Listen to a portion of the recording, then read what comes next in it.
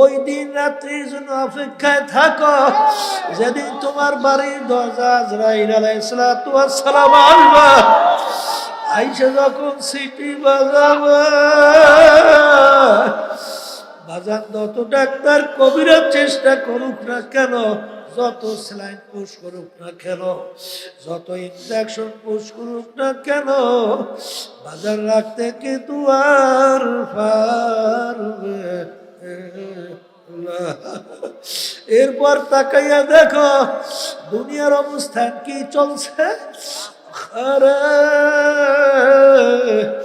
এক শ্রেণী আল্লাহর বান্দারা দৌড়াইবে দোকানে কাপড় কেনার জন্য, এক শ্রেণী দৌড়াই আল্লাহু আকবার কোনটা কুরআন নিয়ে তোমার কবর খোদার জন্য, এক শ্রেণী দৌড়ায় বাজারে বাঁশ কাটার জন্য, এক শ্রেণী দৌড়ায় বড়ই পাতা দিয়া গরম পানি করার জন্য।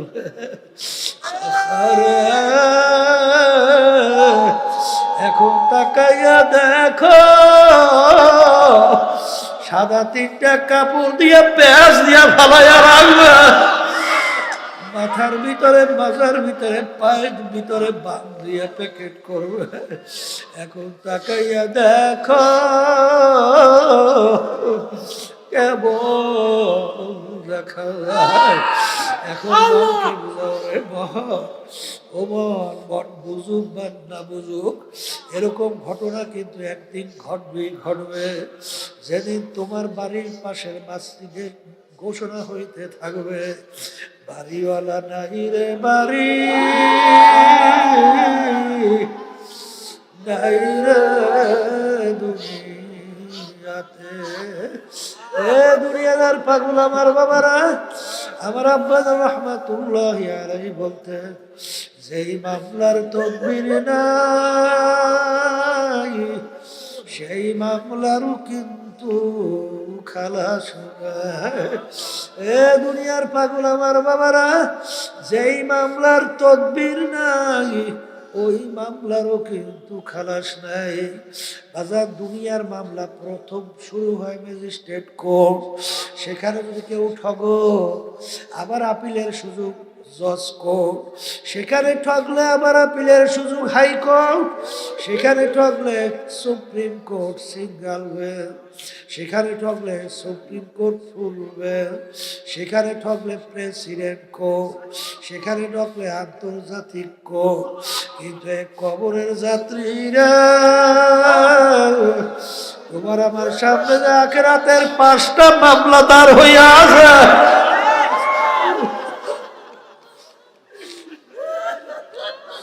মৌতের মামলা, কবরের মামলা, কিয়ামতের ময়দানের মামলা, মিজান পুংসিরাতের মামলা। এই মামলায় যদি খোদা না কাছে একবার কেউ ঠইগা বস আর দ্বিতীয়বার দুনিয়াতে এসে আপিল কইরা জিতবার কিন্তু আর আশা নাই। এই জন্য বাজানদেরকে বলবো সাহাবায়ে কেরামদের ইতিহাস পড়িয়া দেখো, আল্লাহর ওলিদের ইতিহাস পড়িয়া দেখো। বাজান সাহাবায়ে কেরামরা আল্লাহর ভয়, জাহান্নামের ভয়, কাঁদতে কাঁদতে ওমর ফারুক রাদিয়াল্লাহু তাআলা আনহু গাল মোবারকের ভিতরে 2টা কালো দাগ পড়ে গেছিল। লোকেরা বলে আমির ঔষধ লাগান, ভালো দেখা যায় না। আমির বলে আমার সাথীরা, মালিক যখন জিজ্ঞাসা করবে ওমর কি আমল আমার কাছে নিয়ে আসছো, বলবো মালিক তোমার ভয়, জাহান্নামের ভয়। কাঁদতে কাঁদতে গালের ভিতরে দাগ পরে নিয়ে আসছি। বাজার ওসমান রাদিয়াল্লাহু তাআলা আনহু এই বাংলাদেশের মধ্যে প্রায় 350 দেশের রাজত্ব করছিলেন। ইতিহাস পড়লে দেখবেন অনেক সময় কবর দেখলে এমন ভাবে অজরে কান্না শুরু করতো, কাঁদতে কাঁদতে দাঁড়ানো অবস্থায় ঠাস করে বৈশা পড়তো। লোকেরা বলে আমির এরকম কবর দেখলে আপনি কেন অস্থির হইয়া যান? ও আমার সাথীরা, আখিরাতের যেই কয়টা ঘাটি তার প্রথম নম্বর ঘাঁটি হইল কবর। এই কবরে যার সঙ্গে ভালো ব্যবহার হবে, সামনের ঘাঁটিতেও ভালো ব্যবহারের আশা করা যায়। এই জন্য আমি কবর দেখলে সহ্য করতে পারি না। যেই মামলার তদবির নাই, ওই মামলারও কিন্তু খালাস নাই। এ দুনিয়াদার পাগল আমার বাবারা, দুনিয়া কিন্তু আরামের জায়গা না। কেউ কোনোদিন পায় না, কেউ কোনোদিন পাবে না। এখন দেখো কত ঠান্ডা, কত কষ্ট। আবার গরমের দিন অনেক সময় কত গরম। বাজার দেখবে ছেলে কথা শুনে না, মেয়ে কথা মানে না, স্ত্রী কথা শুনে না, স্বামী কথা মানে না, শত্রু মিত্রর অভাব নাই, রোগ ব্যাধির শেষ নাই। বাজার বলতে বলতে একদিন বাড়ির দরজায় ঘোষণা হবে, বাড়িওয়ালা নাই রে বাড়ি, নাই রে দুনিয়াতে। এই জন্য আমার ভাজানদেরকে বলবো, পর্দারে মা বোনদেরকে বলবো, আল্লাহ রাসূল সাল্লাল্লাহু আলাইহি ওয়াসাল্লাম তার অল্প বয়সে দাড়ি মুবারক পাইখা গেল, পিঠ মুবারক গুজা হয়ে গেল। সাহাবায়ে কেরাম বলে, আল্লাহর রাসূল এত অল্প বয়সে আপনার দাড়ি মুবারক কেন পাকলো, আপনার পিঠ মুবারক কেন গুজো হইল?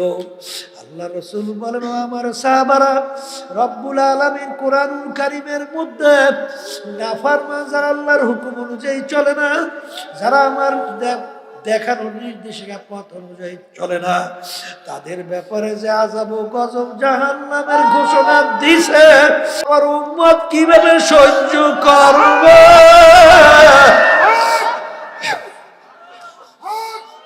এই চিন্তা আমি রসুলের দাড়ি পাইকে গেছে, আমার পিঠ বুঝো হয়ে গেছে।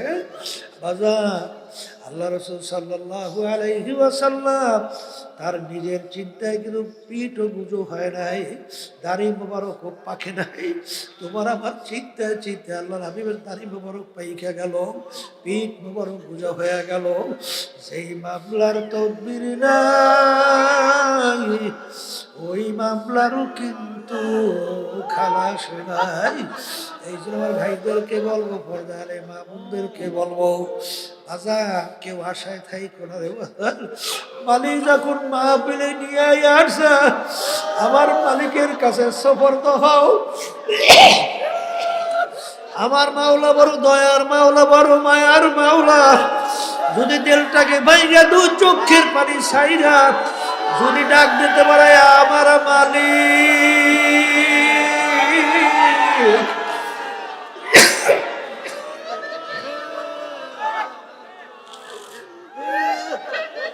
নাফরমান তোমার দরবারে হাজির। আমার মালিক তোমাকে আমাকে রাগ করে আগুনেও ফেলাইবে না, শয়তানের হাতেও সুপর্দ করবে না। আমার মালিক তোমাকে আমাকে ধোয়াইয়া পোষাইয়া তার কুদরতি কোলের মধ্যে জায়গা না দিয়া পারবে না।